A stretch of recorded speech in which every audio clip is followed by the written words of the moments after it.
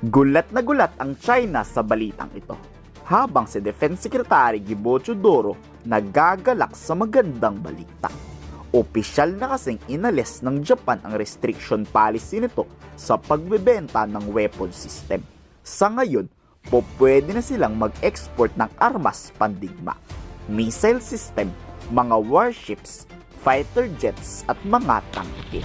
Matatanda ang ipinagbawal ng Japan ang pagbebenta ng armas dahil nakasaad sa prinsipyo nito na mapayapang bansa ang Japan. Pero paano magiging mabait nga ang Japan kung halos buwan-buwan dinadaanan sila ng missile testing ng North Korea, harassment pa at pangbubuli ng China? Ang China naman tila nagulat talaga sa balitang ito, hindi makapaniwala at mariing kinundi na ang remilitarizations ng Japan.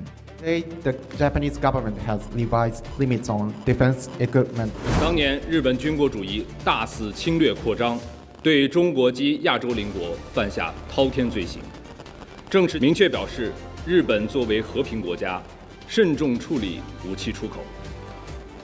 日方近期在军事安全领域一系列危险动向，戳穿了其和平稳重新开启战争机器，对外输出战争。日本加速再军事化是事实和现实，有实际的路线和行动，包括中国在内的国际社会将对此保持高度警惕，坚决抵制日本新型军国主义的妄动。 Ang China grabe kung tumutol. China lang ba ang may karapatang magpalakas ng armas pandigmaan? Nahihibang na tong mga Chinese. Pero ang Pilipinas, pabor na pabor dyan. Inaasahan kasing magde-deploy pa ang Japan ng armas sa ating bansa. Bukod pa yan sa Type 88 missile launcher na nasa bansa na.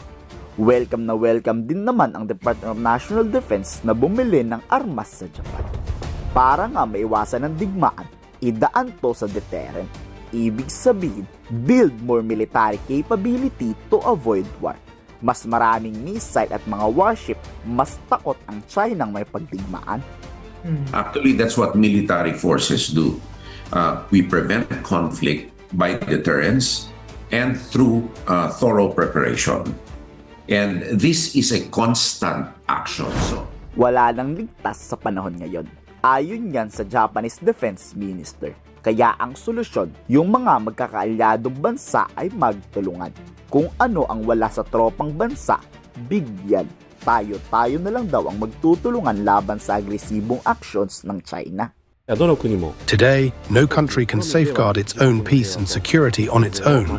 To protect both national and regional peace, it is important to further promote the transfer of defense equipment and strengthen the deterrence and response capabilities of allies and like-minded partners. Ganyan ang mindset ng Japan. Tayo na lang naman ang magkakaibigan. Kung ano ang meron Japan, ipahiram sa Pilipinas. Para kung sakupin man ang Pilipinas, tutulong ang Japan. Kayo, pabor ba kayo dito? I-komento sa baba ang inyong salobin.